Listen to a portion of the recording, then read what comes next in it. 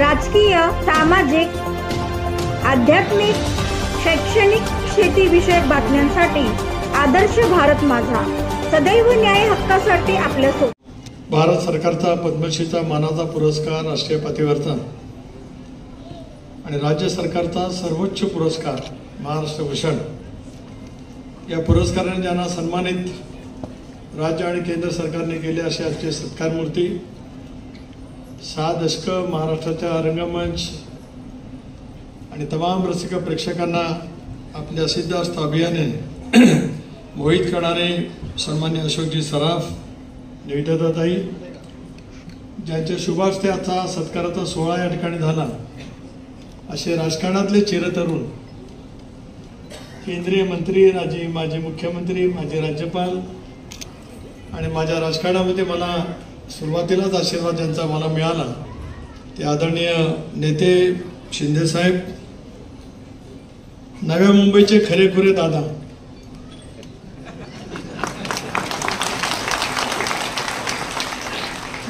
नामदार गणेश नाईक साहेब, रायगड जिल्ह्यातलं राजकीय, सामाजिक, क्रीडा क्षेत्रातलं वर्तुळ ज्यांचं नाव घेतल्याशिवाय पूर्ण होऊ शकत नाही असे रामशेठ ठाकूर, म्हटलं तर कलाकार, म्हटलं तर राजकारणी, म्हटलं तर कामगार नेता, सगळे रूप ज्यांच्या अंगाभोवती भिनलेली आहेत अशा आजच्या कार्यक्रमाचे आयोजक महेंद्रजी घरत, समोर बसलेले सर्व क्षेत्रातील मान्यवर, पत्रकार मित्र, महिन्यांचे प्रतिनिधी आणि अभूतपूर्व संख्येने आज अशोकजींना अंतःकरणापासून शुभेच्छा देण्यासाठी उपस्थित असलेल्या माझ्या तमाम रसिक प्रेक्षक बंधू भगिनी आणि सहकारी मित्रांनो, महाराष्ट्रातल्या कला क्षेत्रातली 6 दशकं ज्यांच्या सिद्धहस्त अभिनयाने उभ्या महाराष्ट्राच्या 3-4 पिढीने निश्चितपणाने अनुभवली, ज्यांना आज राज्य सरकारने सर्वोच्च मानाचा महाराष्ट्र भूषण पुरस्कार दिला आणि पद्मश्री पुरस्काराने अलीकडच्या कालावधीमध्ये सन्मानित झाले. अशोकजी, तुम्ही आज रायगड जिल्ह्यामध्ये या ठिकाणी आलात. माझ्या जिल्ह्यातील जनतेच्या वतीने खासदार म्हणून मी सुरुवातीलाच आपलं अंतःकरणापासून आपलं आणि बहिणींचं स्वागत या ठिकाणी करतो. आपला कलेचा आविष्कार सगळ्या रसिक प्रेक्षकांनी दीर्घकाळ निश्चितपणाने अनुभवलेला आहे आणि अनुभवत असताना अभिनयातली सहजता,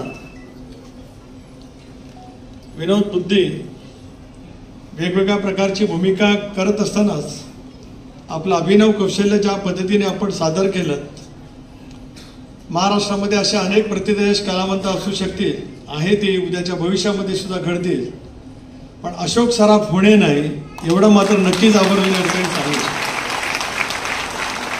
आणि हा सहजरित्या होणारा अभिनय प्रत्येक रसिक प्रेक्षकांच्या मनामध्ये इतक्या पद्धतीने भावला, नव्या पिढीला सुद्धा अशोक मामा पाहायला वाटतात. आमच्या अगोदरच्या पिढीने सुद्धा तो पाहिलाच, माझ्या पिढीने सुद्धा अनुभवला, शिंदे साहेब आणि त्यांच्या अगोदरच्या पिढीने सुद्धा ज्या पद्धतीने अनुभवला आणि त्याच्यामुळेच आपण या कला क्षेत्रातले एक चिरतरुण निश्चितच आहात. रामशेट्टी सांगितले की आपण 100कडे वाटचाल करालच, पण 100 पुरे होत असताना अभिनयापासून तुम्ही दूर जाणार नाहीत असा सुद्धा विश्वास आमच्या सर्वांच्या मनामध्ये. आणि सहजता ज्या पद्धतीने आपण समर्थपणाने पेरत आलात, हे यश आपलंही आहेच, पण तमाम महाराष्ट्रातल्या रसिक प्रेक्षकांनी आपल्याला जे उदंड प्रेम दिलं, आपल्या अभिनयाचा स्वीकार करत असताना आपल्यापासून अनेक गोष्टीची अपेक्षा प्रत्येकाच्या मनामध्ये त्या ठिकाणी आली. निवेदिताताई आपल्या आयुष्यामध्ये आल्याच्या नंतर आपलं सांसारिक आयुष्य तर फुललंच, पण त्याचबरोबर ते अभिनय क्षेत्रातला सुद्धा दबदबा आपण ज्या पद्धतीने निर्माण केलात, हा खचितच आम्हाला मराठी माणसांना अभिमानास्पद आहे. खरं तर शिंदेसाहेब, आपण तर सांस्कृतिक कार्यमंत्री दीर्घकाळ राहिलात, अर्थसंकल्पन पण राज्याचा खूप मोठ्या प्रमाणावरती अनेक वेळा मांडला आणि मला नगर विकास खात्याचा राज्यमंत्री म्हणून आपल्यासोबत काम करण्याची संधी मिळेल त्यावेळेला आपण जो सामाजिक अर्थसंकल्प महाराष्ट्राचा 2004 सालामध्ये मांडला, त्याची आठवण महाराष्ट्रातल्या प्रत्येकाला निश्चितपणाने या ठिकाणी आहे. पण आज आपल्या उपस्थितीमध्ये मी पांडुरंगाच्या चरणी प्रार्थना करतो की या क्षेत्रातला सर्वोच्च मानाचा पुरस्कार दादासाहेब फाळके पुरस्कारापर्यंत आपली मजल पुढच्या कालावधीमध्ये जावी अशीच प्रार्थना पांडुरंगाच्या चरणी करतो. हे काय अवघड अशातला का भाग नाही, कारण आपला अभिनय सहज आहेच. काली मानाचा पुरस्कार, दादासाहेब फाळके पुरस्कार काल जाहीर झाला. पुढच्या वर्षी आम्ही सगळेजण त्यासाठी प्रतीक्षित आहोत आणि तो क्षण काही लांब येणार नाही, तो क्षण जवळच आहे.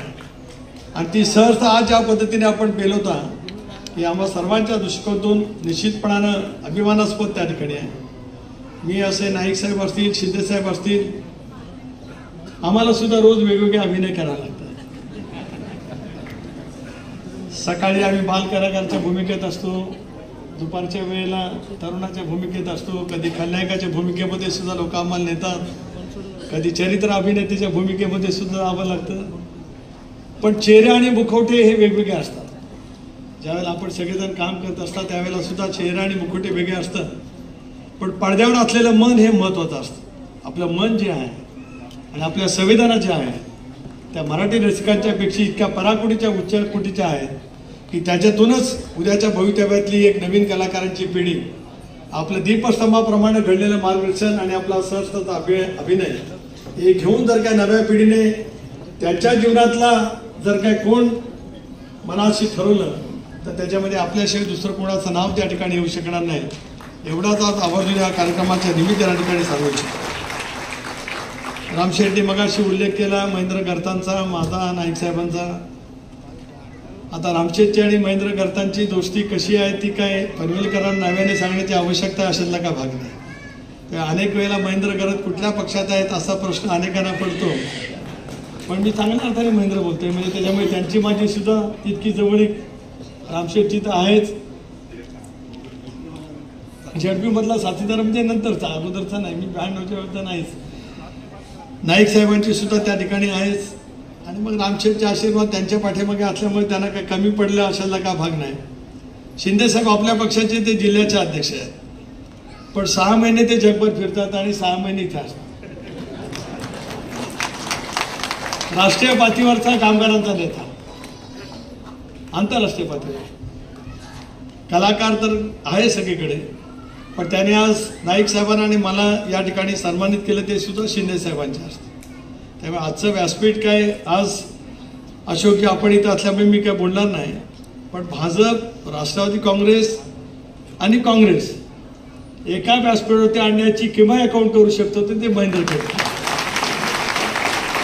आता मगाशी तुम्ही म्हटल्याप्रमाणे 2 भिन्न राजकीय टोकं, त्याच्यामधला मी आणि मग माझ्या बाजूला बसलेले नव्या मुंबईचे दादा म्हणजे गणेश नाईक. कोणतरी येतं त्यांना काहीतरी आव्हान देण्याचा प्रयत्न करतं, पण गणेश नाईक आहे, त्याला काय तोड नाही. आणि त्याच्यामुळे आपला सुद्धा प्रवास दीर्घकाळ एकत्रितपणाने झालाच.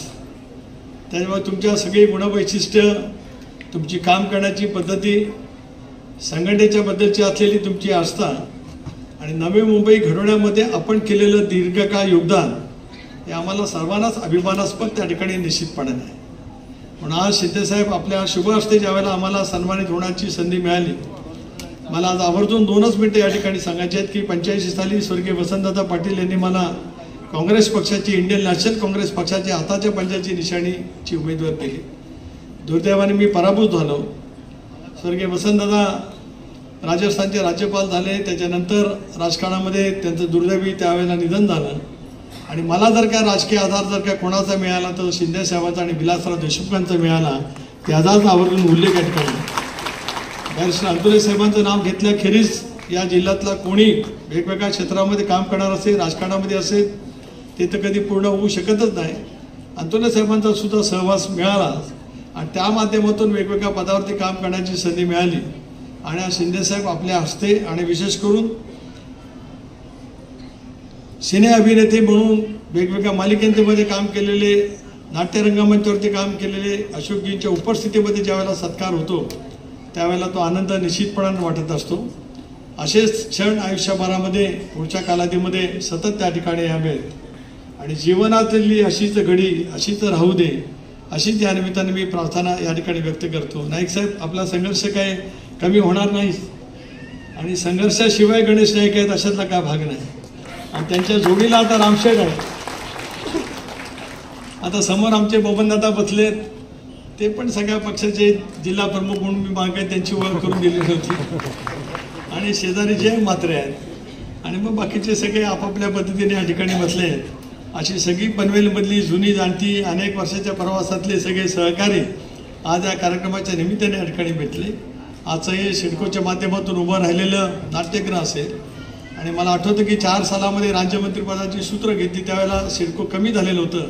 पण विलासरावजी आणि सुशीलकुमार शिंदे यांच्या दूरदृष्टीने सिडकोनी पुन्हा एकदा जी काही झेप घेतली ती वाखाणण्यासारखी त्या ठिकाणी राहिलेली आहे.